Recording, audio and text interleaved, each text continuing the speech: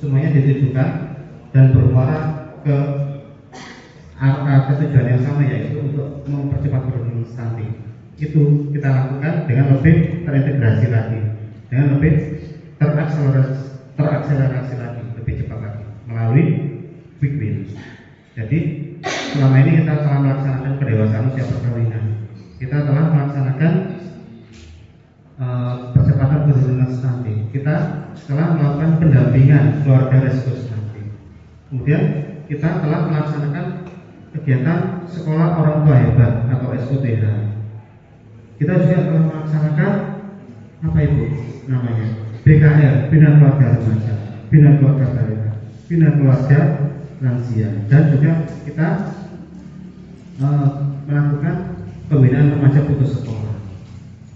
Serta juga kita ini melaksanakan apa yang kita kenal sebagai selantang, sekolah lansia tangguh. Semuanya itu bermuara pada tujuan yang sama, cita-cita yang sama, yaitu meningkatkan kualitas keluarga kita, meningkatkan kualitas keluarga yang kemudian akan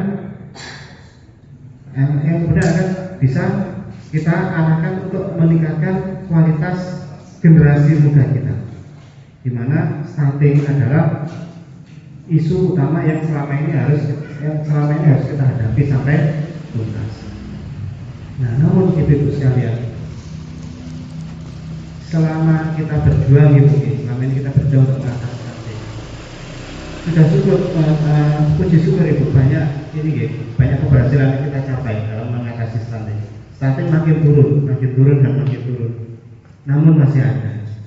Paling tidak di setiap desa di Kecamatan Tempur Sari ini sampun boten enten tambahan kasus stunting baru. Itu. Nah, namun ibu, belum lagi kita selesai mengatasi masalah stunting itu, masih ada PR stunting di sana sini. Sudah muncul berbagai isu-isu kependudukan lainnya yang tidak kalah berat, tidak kalah serius, dan juga tidak kalah mengancam bagi kelangsungan generasi kita. Itu apa? Isu child free, yaitu generasi child free artinya bebas anak atau tidak ingin punya anak. Maksudnya generasi muda itu di masa sekarang ini banyak generasi muda kita yang butuh dan ingin menikah, namun tidak ingin punya anak. Loh, apa bahaya Pak? Kan terserah mereka. Tidak begitu itu, karena ini adalah masalah demografi. Ini penyakit demografi itu sekalian. Child free, bebas anak, tidak ingin punya anak. Ya, kalau yang berprinsip semacam itu hanya 10 atau 20 anak. Kalau 10 atau 20 pasangan, kalau 10 atau 20 juta pasangan, habis generasi, habis bangsa kita. Ibu-ibu ya, fenomena child free ini itu sudah makan korban di dunia ini. Ada satu bangsa yang sudah hampir, yang sudah habis, yang sudah pertumbuhannya sudah 0 dan sekarang 2 tahun ini minus itu. Bangsa Jepang. Bangsa Jepang. Kok sakit Pak?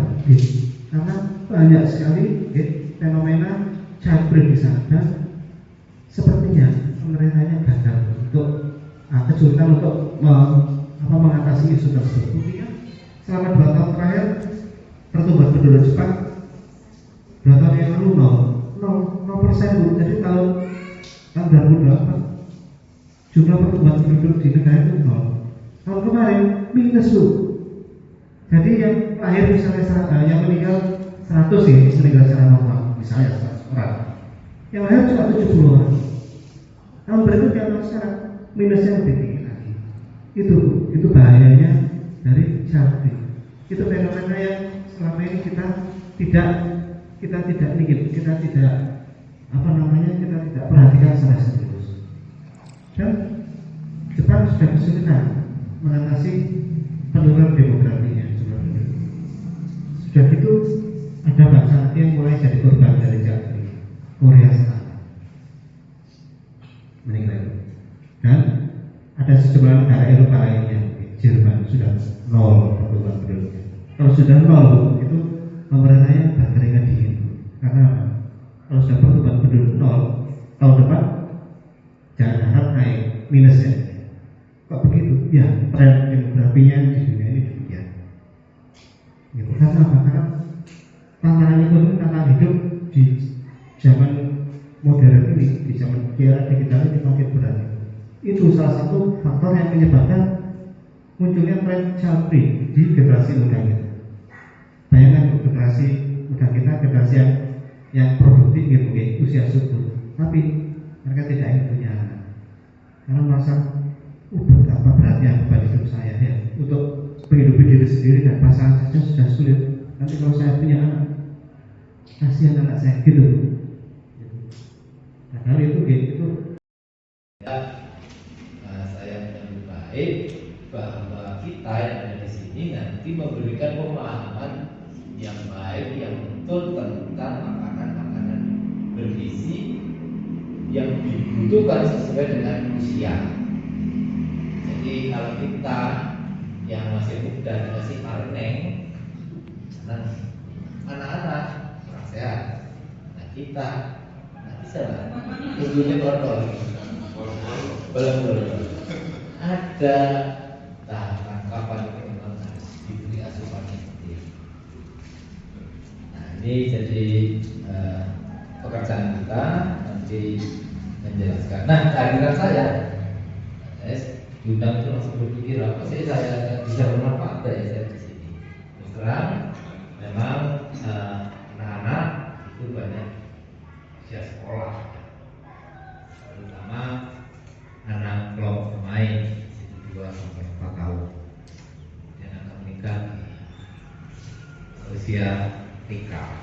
Nah, teman-teman saya yang ada di GTK ini bertiga di depan.